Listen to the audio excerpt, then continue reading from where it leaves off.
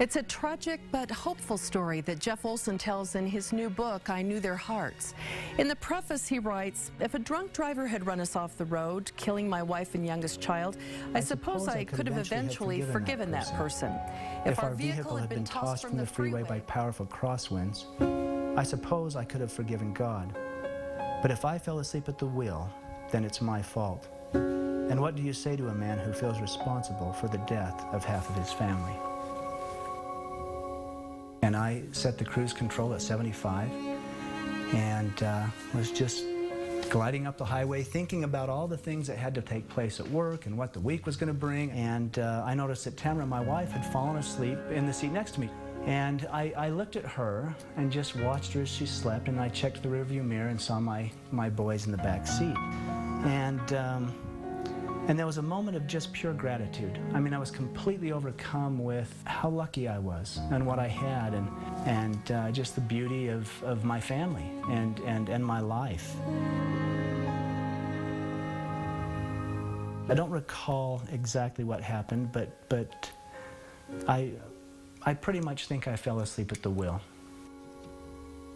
And I was helpless. I couldn't move. I couldn't get to anybody. And that was a pretty tough moment. For Jeff, the veil was thin. I felt myself kind of lift up away from the scene, and then left myself only to be with Tamara, and yet she's telling me, you can't be here. You can't be here. You've got to go back. You're not supposed to be here. You've got to go back. Jeff endured 4 months in the hospital, a leg amputation, 18 surgeries, and more. From my perspective, I really shouldn't be here. But I think what pulled me through was the connection to my surviving son, and also it wasn't my time. And the why questions just berated me. Why? Until poignant things happened and led me to start to ask what? You know, what am I learning from this? He learned to love again. His wife, Tanya, has been by his side for the last 14 years.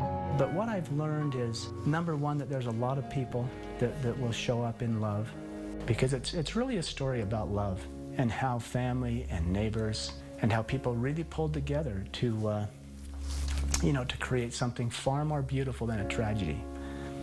In that dark moment of just literally pleading and saying, why, what am I going to do?